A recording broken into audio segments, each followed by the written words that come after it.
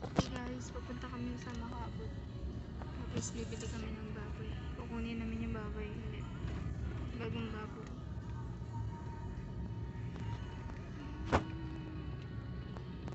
I don't know. Hey guys.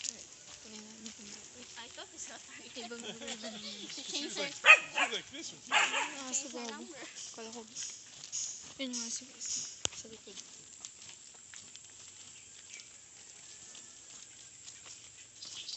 Oh, may baboy nga ma. Madami ang laga dito. May baka. Siguro kinatay na. You documenting this? What? You documenting it? Yes. Hindi, baka pwede ko lumukot sila. Look, doggy poop. Yung aso. The dog.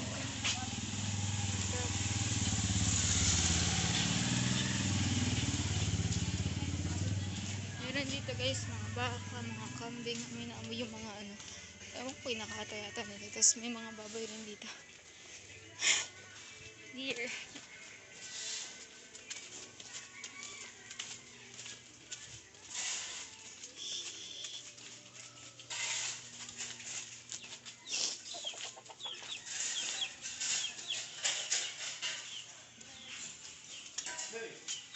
Oh. Hey, how you doing? How's their son? Their son? Saan ang baboy?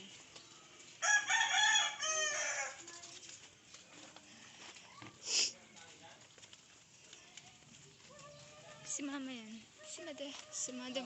Here it is. Saan? Ah, dito. Okay, dito na guys. Yung baboy. Tapo! Yeah. Tapo! Hello, Po. Na. Hello po. What's your name? Linda. Linda? Linda. Linda, hi.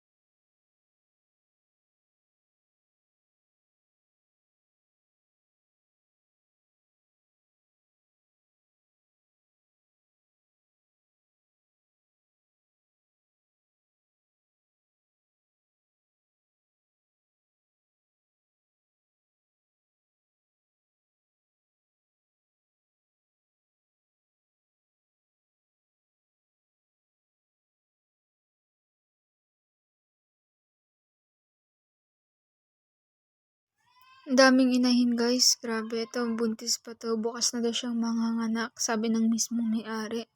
Hindi na talaga nag-iingay or hindi na siya kumikilos, nakaganyan na lang. Hirap din, no? Kasi laki ng tiyan. Ayan na guys, sinuli na po yung biik. 8 sila. At ako yung tagahawak. Pero okay lang, nakasako naman. Tsaka butas naman po yung sako, kaya nakakahinga naman sila. Baka kasi isipin nyo hindi po butas yung sako, edi namatay yung baboy sa loob ng sako. Basta manood na lang kayo. Goodbye!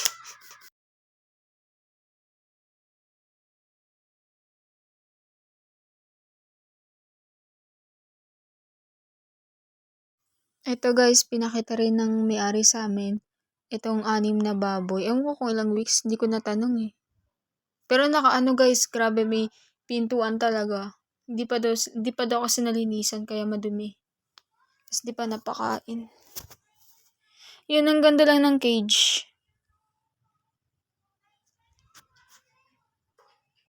Ayan na guys, done na.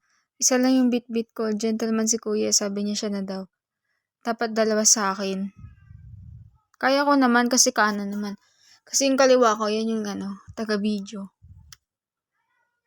Kasi lang mabigat talaga. Kaya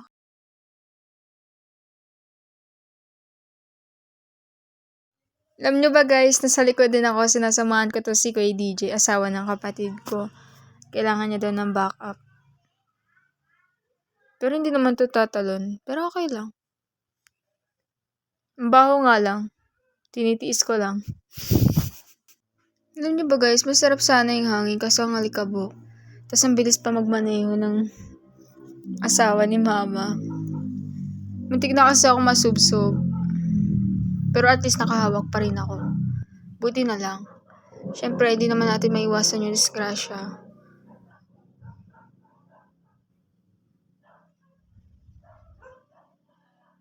Yan na sila guys. Grabe. Bigat. Ito na yung ano. Ang lalaki na nila. Ayan guys, yung view dito. Tapos napaka-fresh ng air dito guys. Yung sa baba, ano din ni mama yan. Yung kubo nila nandun. Nakita nyo dyan. Dito banda. Tapos, ayan yung inaayos na nila. Yung kulungan ng baboy. Tapos, dito guys, makikita nyo yung mga ano. Sisiw. 104 na lang sila. 105 pala yung binili ni mama. Kala ko 100. Ano guys, sobrang tutulog na siya. Sobrang pagod nila. Ayan o.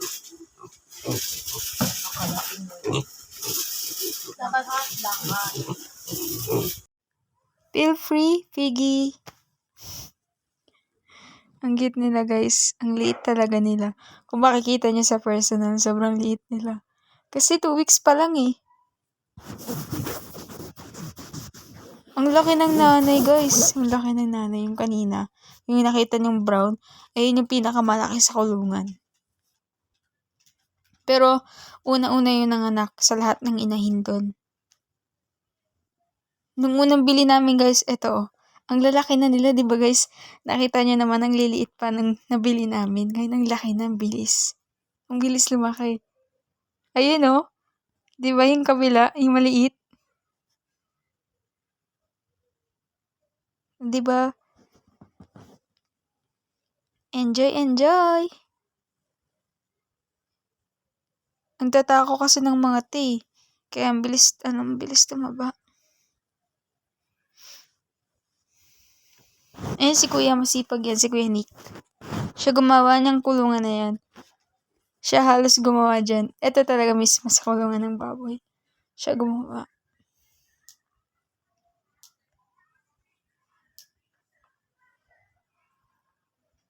Tapos pag wala naman si mama dyan, pumupunta dito sa bahay, si Kuya Nick yung nag-aasikaso ng mga baboy, ng aso. Oops. Kanina pa yun lumalabas. Sa likod pala ng sasakyan, lagi lumalabas yung ulo ng maliit na yun. Oh. Yan guys. Grabe, nakakatuwa. Kasi ang lalaki nila, tapos ang liliit. Tingnan nyo. Di ba ang cute? Nagtatay yung isa oh. Sabi ni mama, ito daw malalaki. Gagawin daw inahin yung 6. Tapos yung 2 kakatayin. Siyempre, bebenta namin, ganun. Ewan ko, December pa ata. Tagal-tagal pa.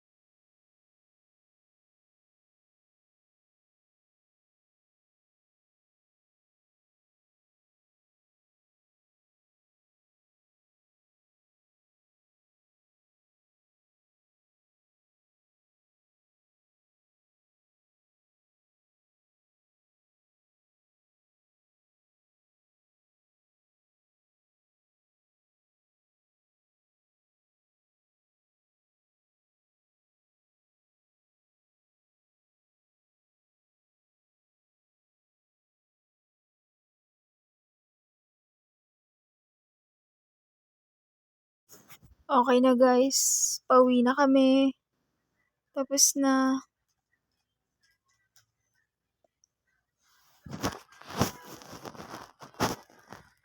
Nakakapagod talaga guys pag paakyat pataas. Nakakahingal.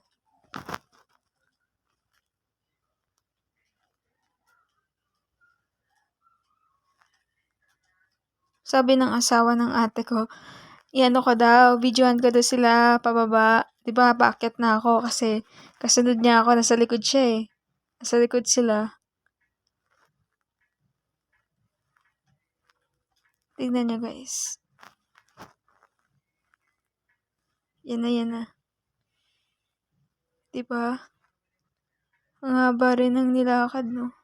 Pero okay lang. Go Rebels!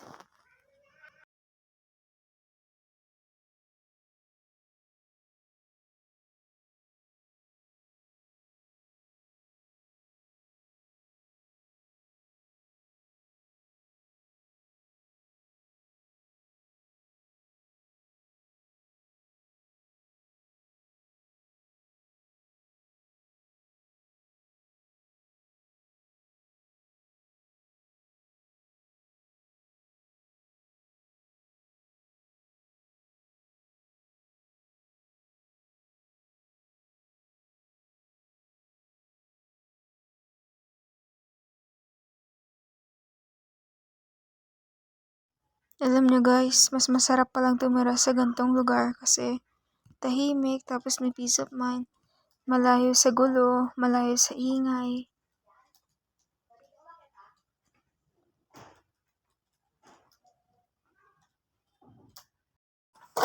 Hey guys, gusto ko pa palang magpasalamat sa mga nanonood and sa mga nagsusubscribe.